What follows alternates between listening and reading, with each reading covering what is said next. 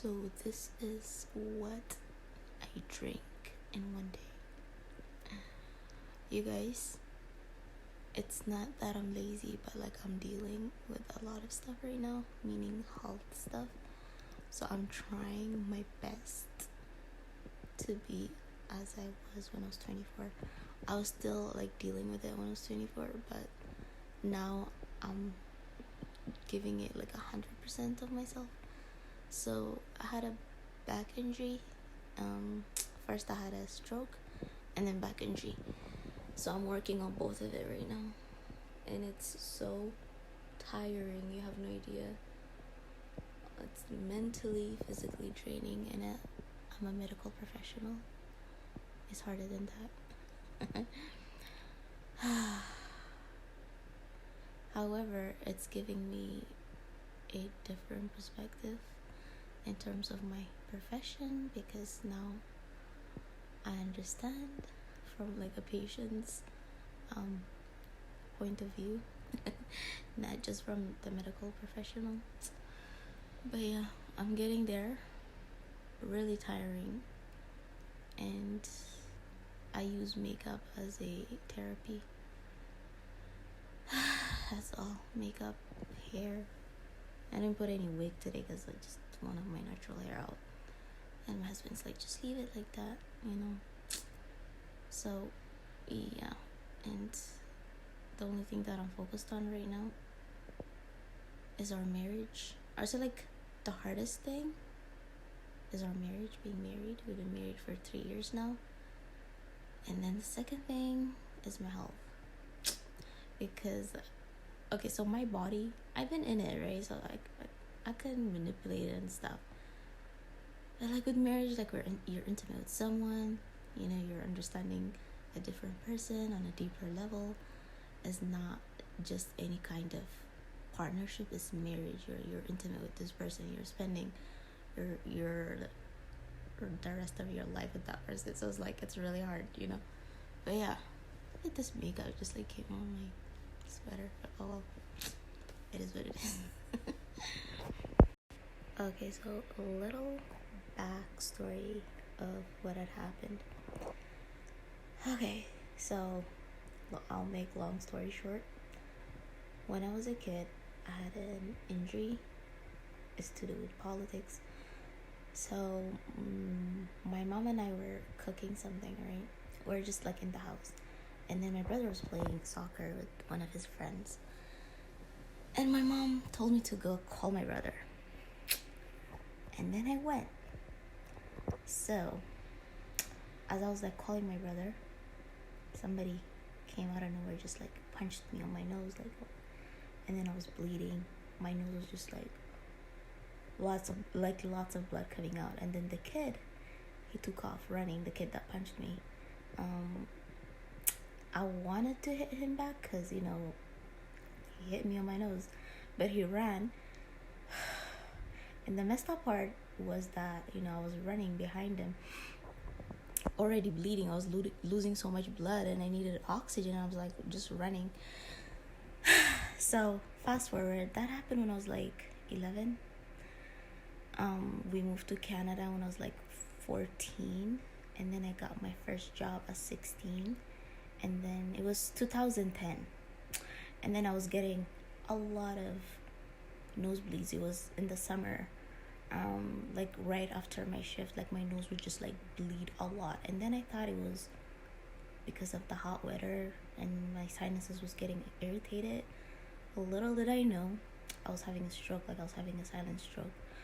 And that was like one of the symptoms, like having a lot of nosebleeds, symptoms or signs and symptoms. I felt it too, like it felt painful, and I didn't think it was because, like, you know, somebody punched me. I literally thought it was because it's the hot weather. So another symptoms that I was getting was like a really bad headache. Like it was so heavy. It felt like something was just bursting in my brain. I didn't understand what it was. And the thing is, like, I had headaches before, but this type of headache was different. It felt like something was like cutting one of my blood veins in my brain. It was so bad. But yeah, that's that. fast forward, when I was like 27, I realized I had a stroke when I was 16. And the reason for the stroke was blood clot. Basically, I was not getting enough air through this nose because it was broken this whole time. I went like long time without, the proper medical treatment. So, blood clot formed and it just traveled to my brain, and I had a stroke on my left side of my brain. So the important side of your brain, so your logical, the brain that deals with your logic, and communications and numbers and stuff like that.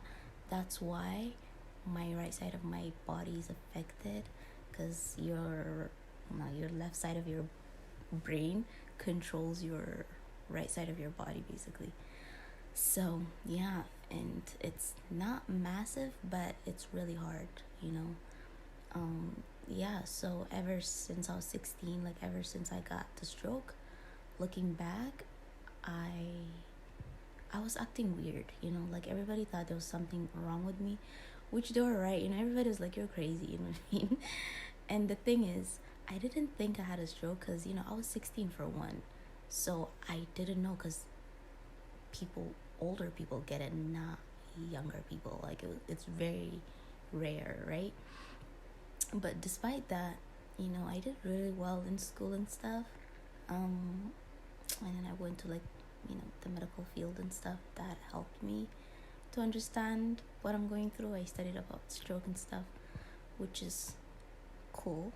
But yeah, good thing I know about it now. Ignorance is not good sometimes.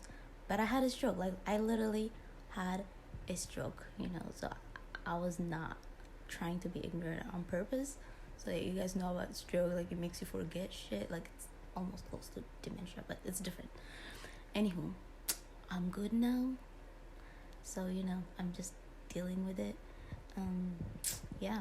And then I think the other reason I didn't realize that I had a stroke until I was 27 is because of the strength. I don't know, like young kids have like stronger muscles, so you don't see it. You know what I mean? Like when your face drips and stuff like that.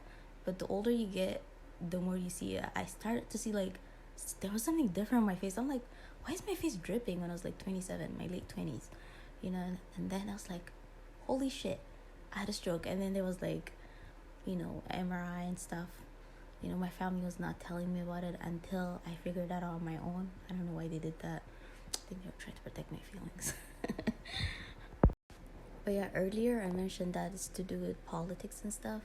So basically, it's genetics, because my grandma had a stroke, and I felt like that kid planned it out, where to hit me and stuff. I got my grandma's genetics.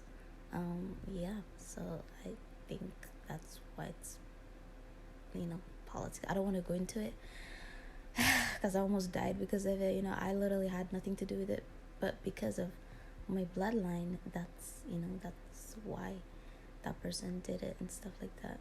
So it is what it is. And then the other reason would be, it's just competition, because I remember him, like the kid that hit me, and his sister, we used to play together, and then as soon as they hit puberty, like now we're like fending for ourselves and stuff, they started competing with me. Like it was really like strange behavior. It was really bizarre. But yeah, so that's that. And I don't want to tell you where he's from and stuff like that, but you guys know the conflict in Sudan and stuff like that, right? So yeah, so there you go. And then yeah, so this one too was like caused by somebody when I was like a child. I was like a little girl. Somebody hit me with a rock, and then another scratch here. That's like women fight, because I was like, again, a little girl. Another little girl violated because she doesn't, anywho. Maybe it doesn't get enough attention or whatever. but she felt like I was like stealing all the attention because I was so pretty. I'm still pretty. And then they're almost like close, if you know what I'm talking about. The guy that hit me on the nose and the girl that hit me with the rock. You know, she hit me on the rock first, and then he finished the job. Like, they're always aiming for my face. I don't know why, you know. And then yeah, so here, and then here. So like I have this birthmark on my forehead, and the makeup covered it. So a lot of people used to give me attention because of that. They're like, look at the birthmark on her forehead, it's so pretty. And my cheekbones and stuff, you know, like I look exotic. It was just, oh my god, it was so annoying to some people. But what can I do with it? Like, God created me this way. Like, I can't do anything about it. Like, dead ass, you know. So that's why I think I was targeted, because people were aiming for me to die. Basically, they were trying to kill me covertly, but it didn't work. You know, I did what I had to do. When I got to Canada, like, a lot of bullshit setups, but it didn't work. You know, I used the system here to my advantage in a good way, you know. I was not lying to the government. I was not doing shit, you know. And I just told you guys, like, the stuff that I've been through, like, not only, like, it affected me on a physical level, but the trauma and stuff like that, you know what I mean? I was just, like, in the hospital for, like, 2 weeks in the psyche ward, which, you know, which it helped. Well, it was like with my will, like I was giving birth, and then, you know, they're like, there's something off about you, so we're gonna keep you here while you're like in the birthing center or whatever. And then I saw the benefit of it. They're like, do you want to go home now, or what do you want to do, blah, blah, blah. I'm like, oh my gosh, it's helping me, you guys. Like, it's helping me being here, not to be crazy anymore. So so I stayed for like 1 more week, and it helped tremendously. And yeah, but you know, like in my previous videos, I was saying that I don't want to see any psychologists, whatever. It's not that I don't trust the healthcare system, but I didn't trust the people that were trying to help me. Like, I felt there was something off about them. It's like, it's literally the people that set me up to be in this position. Now they're trying to act like they're trying to help me. You know, those people who cause you problems so they can say, oh, you know, so you can buy from them more, like more stuff, products, you know.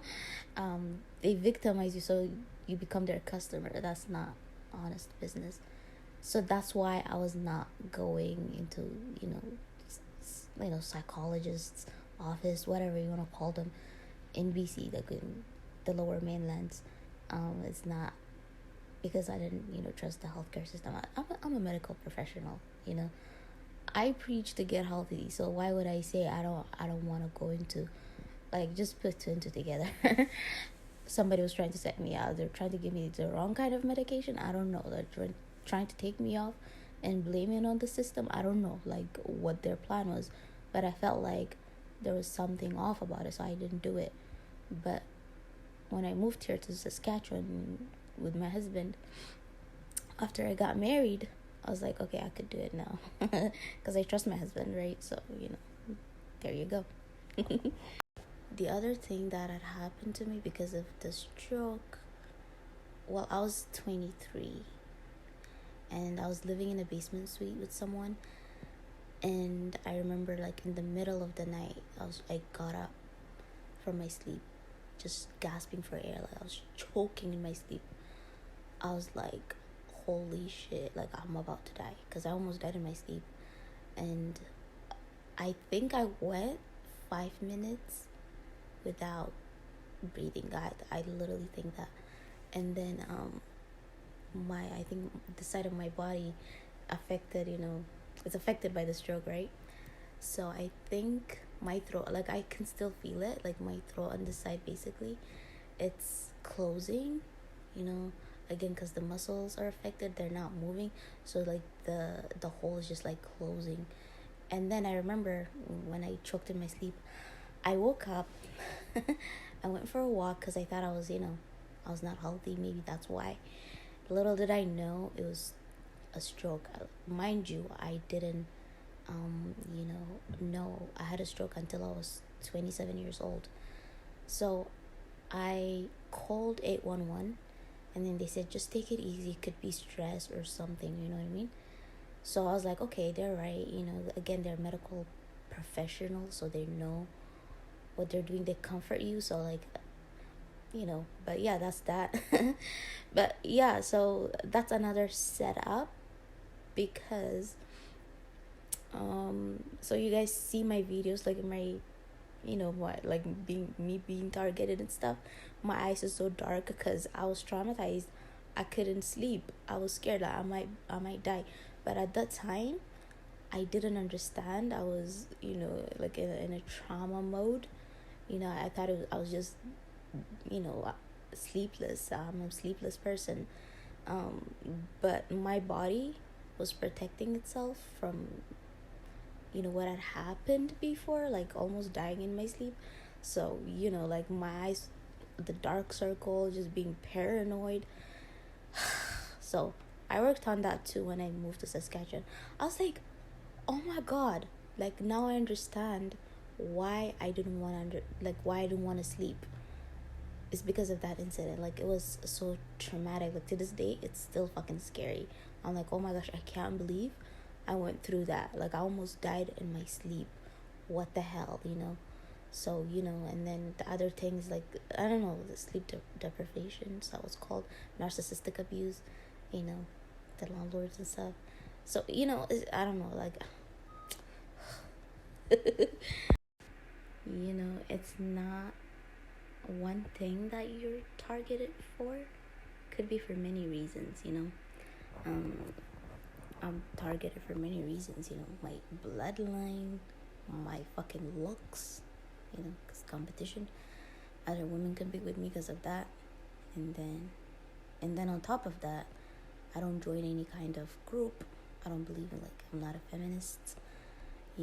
That wouldn't solve, like, it makes me a target to other women because they're like, you're supposed to hate men.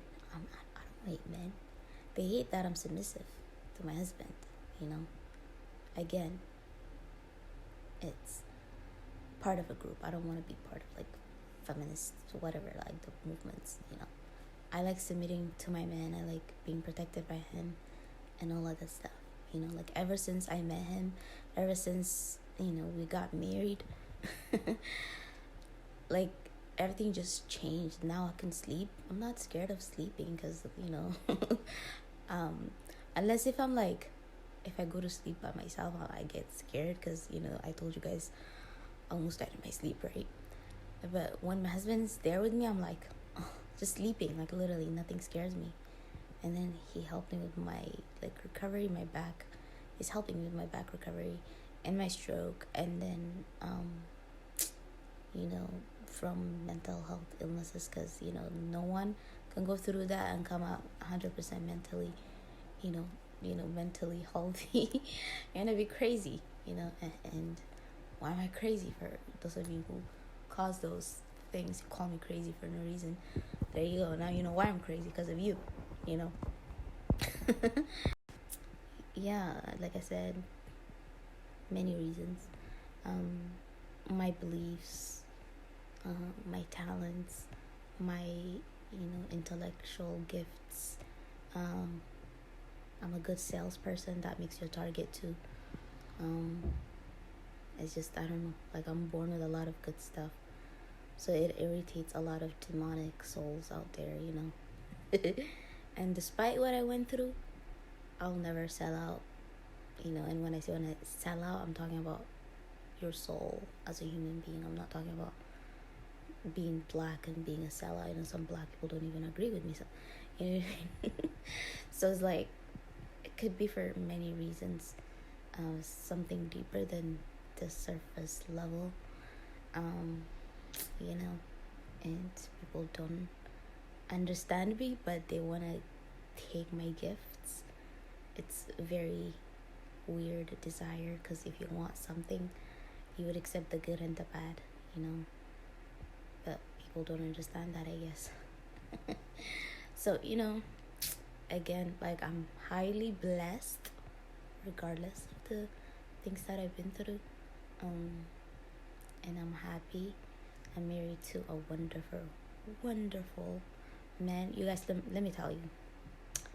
When I'm with him and I'm just like staring at his eye and just staring at his soul, you know, like all of the stuff that had happened to me is just like out the door. All I see is just like love, you know, protection, and I don't know, like it's just a beautiful feeling. Like I cannot think of the bad stuff that happened to me, I swear to God. But now I'm just expressing, you know, what I went through, and that's it. Like, literally. I'm happy, you know, because I met the man of my dreams, and you know, he makes me feel like a queen, a princess, because we met when I was 14. But yeah.